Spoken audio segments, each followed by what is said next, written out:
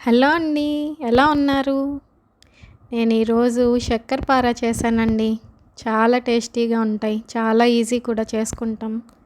Sugar syrup ఏమైనా మిగిలిపోతే గులాబ్ జామ్ చేసుకున్నా దేనికైనా మిగిలిపోతుంది కదా!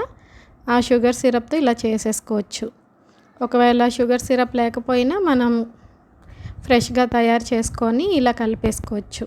షుగర్ సిరప్‌కి సరిపడా గోధుమ పిండి కలిపేసుకోవాలండి. ఒక స్పూన్ నెయ్యేసుకొని చపాతీ పిండిలాగా కలిపేసుకొని ఒత్తేసుకోవాలి. చపాతీ ఒత్తుకున్నట్టు బాగా ఒత్తేసుకోవాలి. చపాతీ అంత పల్చగా కాదు కానీ కొంచెం మందంగా ఒత్తుకోవాలి. ఇలా చూపించిన విధంగా ఒత్తేసుకోండి. తర్వాత పిజ్జా కట్టర్ కానీ నైఫ్‌తో కానీ మీకు నచ్చిన షేప్‌లో కట్ చేసేసుకోవచ్చు.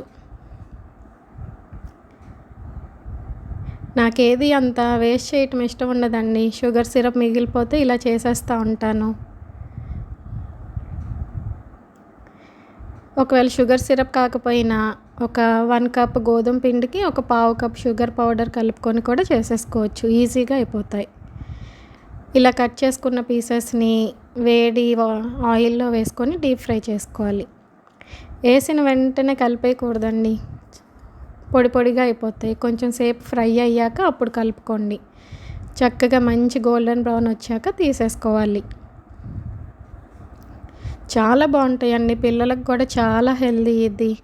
బయట స్నాక్స్ కంటే ఇలా ఇంట్లో మనం చేసి పెడితే హెల్తీగా ఉంటుంది పిల్లలకు కూడా. చాలా క్రిస్పీగా వస్తాయి. చాలా బాగుంటాయి. చాలా సాఫ్ట్‌గా ఉంటాయండి. మీరు కూడా ఒకసారి ట్రై చేసి ఎలా ఉందో నాకు చెప్పండి.